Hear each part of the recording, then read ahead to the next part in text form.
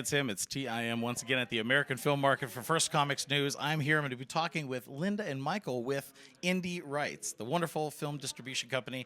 I have a movie with them called Hell's Coming for You. We're going to sit down. We're going to find out everything they've been up to in a little bit.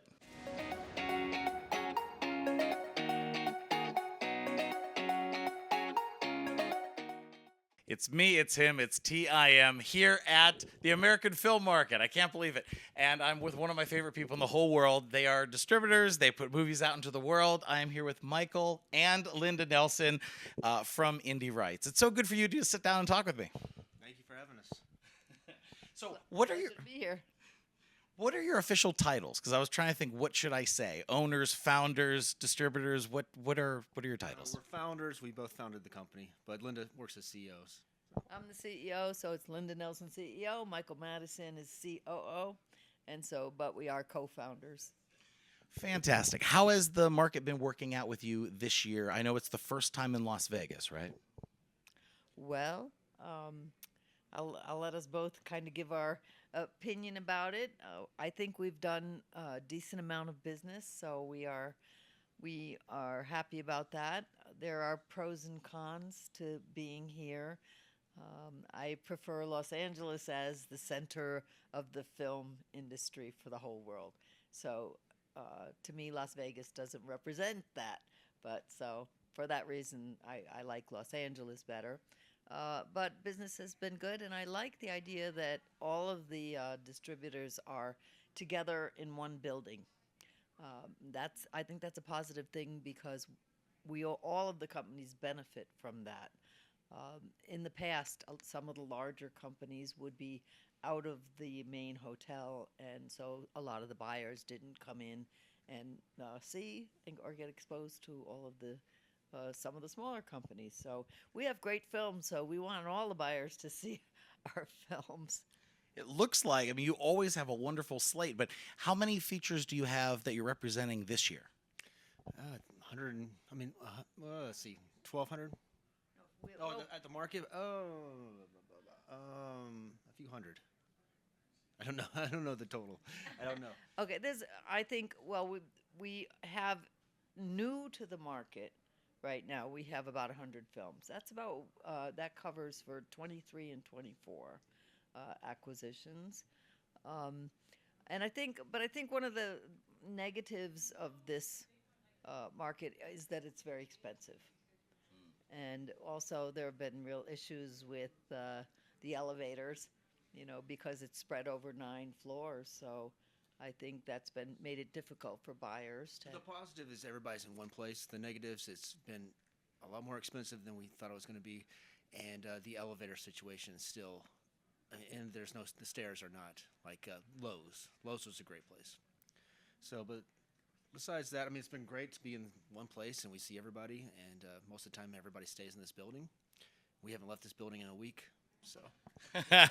I saw when you left to get food that one time, and it's like, you said, I don't think I'm going to do that again. Yes. But yeah. I've been watching people come and try to pitch their movies, and some of them, they don't know. They come to you and they say, I've got this idea or I've got this script, and you only acquire finished works. Is that correct? Yes, only finished. So when you're ready for distribution, contact us, and that's when the distribution starts after you've played film festivals and you're just totally ready to go. I think that's great. And one of the things that's a misleading thing in the film industry is people think they need a minimum guarantee. They need this upfront money. And I heard you talking and explaining about how that is an advance. That is an advance. Oh.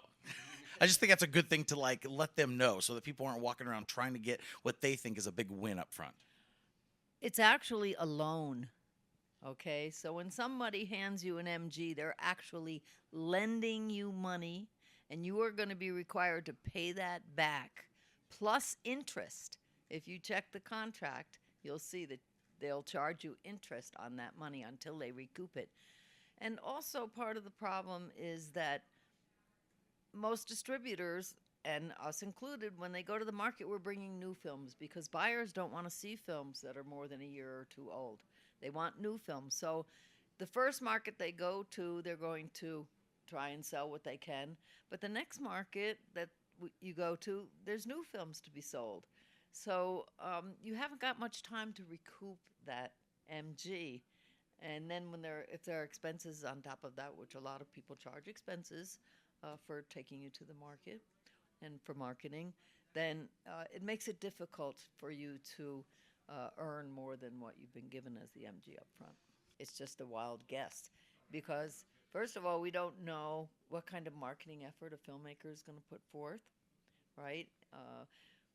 They may just give you the film and then never do anything, and that film is not going to be successful because there's too much content out there. So we look for filmmakers that are willing to work with us. What don't they ask? Well, some of the questions they ask, are you going to do any marketing? Or what? But what does that mean? I always want to know what a filmmaker thinks marketing is, because you're not going to put billboards on Sunset. And you're not going to be doing commercials on television. So what is marketing to an independent filmmaker? What do they think that is? We do marketing. We have Instagram. We have YouTube channel, Facebook. We go to these markets. We pay for all this out of our 20%. We go to the American Film Market, the Cannes Film Market in do film in May, and then we also MIP. So I don't know what else there is. And a lot of times filmmakers ask, am I going to have to do all the marketing myself? Which filmmakers, if they make a film about skateboarding, they better have some background in skateboarding. Or if they're making a film about cars, they better really love cars and have a following that loves cars. Because if you make a film about cars and you don't have any following, I don't know, you're going to put it out in the marketplace, and then what's going to happen? So the filmmaker needs to do some marketing, and then we do the marketing. But we get asked so many questions about do we do marketing, and I don't really know. That's the one thing I'd like to know, what filmmakers expect when they ask that question, because we get asked that all the time. Because they say we hear that we have to do all the marketing. So that's one of the things that Linda and I talk about a lot, and we try to figure out what the expectations of a filmmaker is with marketing. I think they should be happy with whatever they get. I have a movie with you guys, Hell's Coming for You, and we were happy and excited to see you were at Cannes, and it was on your walls when you acquired it. And, we weren't going to Cannes, so it was a benefit to us that you guys were plugging and talking about us. And the other thing is the people who are in the movies, I watched a panel the other day, and they said a successful movie is when more than just your friends and your family have watched it. 2 or more people. And that's, you run into some of the, oh, you got to see this movie. My daughter's in it. She's amazing. Of course you think she's amazing. She's your daughter. So, it's about thinking about what is that general public? What are they going to relate to? What are they? And I was just talking to your amazing director of acquisitions about how nowadays it's not like you're walking around a video store. These posters are shrunk down to the size of a postage stamp. So what is it going to look like when it's all shrunk down? The whole market is constantly changing. Right. Poster is one of the most important assets you have. It's almost as important as your film, because your poster better be clickbait, because people are sitting on the couch and they're scrolling through posters, and it has to grab. It really has to grab. So also your trailer has to really be very fast paced.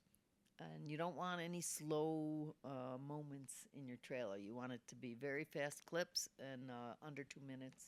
That's what I was going to ask you, the time frame. A minute, is that pretty safe? It's okay, but up to 2 minutes, not over 2 minutes. I've noticed that. Like if I give somebody something, it must be the TikTok generation, right? I give them something to look at, and about a minute in, they're thinking, how long is this? Well, somebody explained to us today that a lot of the younger generation is doing something called fast watching, and you can tell your phone or an app to play the movie at twice the speed or 1.5 times the speed. They want to watch a movie quickly like that, and I was kind of shocked to hear that, because I said, well, doesn't everybody sound like chipmunks when you do that? Sure. And they said, yes, they do, but they don't care. And that once you do that for a long time, and then you listen to a regular paced movie that's not on twice the speed, that it sounds weird to you. Wow. So, who is this? This was a Korean buyer. It was a Korean buyer. Yeah. Told that to us. Wow. Okay. So when you say things are changing, things are changing. Gosh, I think so. Everything's by Speedy Gonzalez and Roadrunner nowadays. All right. Well, what would you like to say to our viewers and our readers at First Comics News? Is there something you want to plug? If they have a film out there, where should they go? IndieRights.com. Go to IndieRights.com. There's a distribution tab. Click on the distribution tab. You can read all about us and submit your film there, your completed film. Awesome. Great. Well, thank you so much for sitting down and talking with me. I know it's busy and meetings, and I appreciate the time. Thanks, guys. Thank you for having us. Thanks for giving us the opportunity to talk to your audience. Hey! What? Oh, hi. Hey, everybody. The director and star of Nudes of Noodleland. What is it? No, did I get it right? Noodles of Noodland. Noodles of Noodland. I'm glad you're a Okay. big fan. Tim Chizmar, comedian, the naked comedian, Sure. my friend. I'm not just going to say thank you on the stream. That's not enough. I have to do it in person. So I sought you out to in person. Thank you so much. Wow. So generous. And I cannot thank you enough. And I wanted to save it for in person. And here's the thing. I admire Tim. He doesn't let obstacles get in his way. Other filmmakers are like, oh, I got this. No, you got to commit to it and do it. And Tim has done that. Well, let me tell you something right now, because you meet all kinds of people here at AFM. There are people watching this like, oh, I'm thinking about doing a movie. Oh, I work a day job. I'm not sure if I should make a film. And they make up excuses. You are so-called disabled, and you don't let your excuses get in the way at all. Here, come on, Tim. Of course, Wait, you've got the. I do. I got my mic. You're late. I was doing my own Yeah, interview. it looks like you're serious. Kentucky was giving out some candy. I think I'm gonna get Are more. they giving out KFC? They are getting out. Kentucky Yeah. Fried Chicken. Look at this. A little Purell and lip balm combo. And it says I love here, it. not from Diddy. Yeah, exactly. Oh no. 30% cash rebate. So if you go there, you spend like, look at this. Yeah. If you go there, they will give you 30% back for your project. And you'll get unlimited bourbon dark chocolates. I'm going to take some for a friend. You do a taste test. Okay, I'm gonna do it Tim, right now. I want to There see you the taste test. Because I asked her, does it taste like bourbon? That's what I'm It curious does. No, about. it's the actual bourbon. It's actual bourbon. It's not candy.